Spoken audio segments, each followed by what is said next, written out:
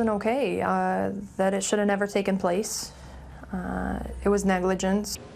She left her son in the care of a Mid-Michigan treatment facility for children. But tonight, this mother says that decision opened the door for him to be sexually victimized. At the time, her son was just 7 years old. But years later, his mother says he's still battling the scars due to an incident that she says happened at Whaley Children's Center in Flint. Tonight, in this ABC 12 investigation, we talked to the mother about what happened that summer day and take a look at what state documents have to say about other accusations at Whaley.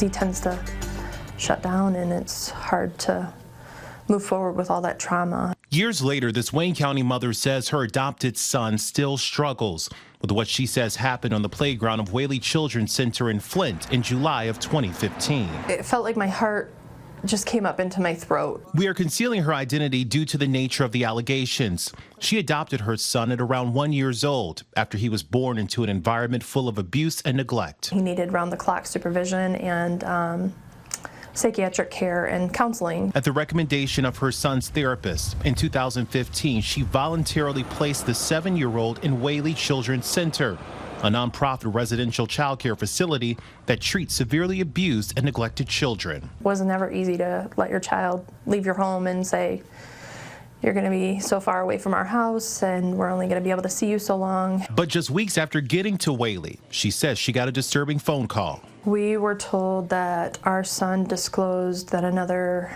peer had done inappropriate things to him and that he went directly to the staff and disclosed right away. And so they praised our son for being so forthcoming. But she says she learned the full story days later at a face-to-face meeting at the center. Most of the details are spelled out in the civil lawsuit she recently filed against Whaley and a staff member. It claims that in July 2015, while on the playground, her son was sexually victimized by a 15-year-old resident who was known to have a history of high sexual behavior associated with his condition. Mom says there were at least 2 other children there as well. There's a slide and a couple other pieces of play equipment that can block the line of sight, and the staff's too far away and too far out of earshot to be able to pay attention. It's been established that the employee was some 50 yards to 100 yards away, sitting on a picnic table with his back turned to the children. Bradley Perry of Goodman, Acker, and Southfield is representing the family. All that needed to be done was an employee simply just walking over, standing next to them, and this would have never occurred. And just based upon, our initial investigation into this, we think that, this has happened in the past. We looked into those claims by Perry and checked in with the Department of Licensing and Regulatory Affairs. We found that between 2014 and 2016, there were at least 6 cases on file where the state investigated reports of inappropriate contact between children. Most violations were due to a lack of staffing. Whaley was then required to submit a corrective action report. Well, I think Whaley's their harshest critic. They demand the highest standards within their home.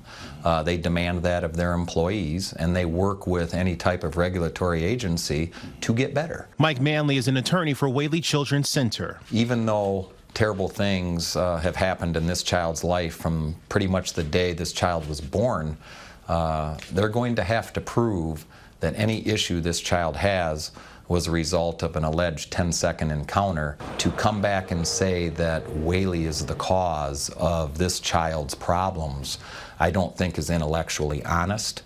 I don't think a jury would ever believe that.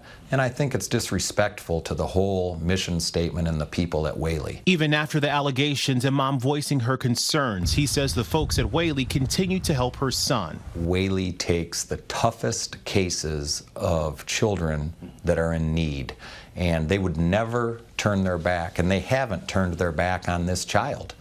They would embrace this child again. We just want our son to know that what happened wasn't okay. It's not his fault. We're here for him irregardless, and we're going to be, and want him to be able to find that he can move forward and let this heal.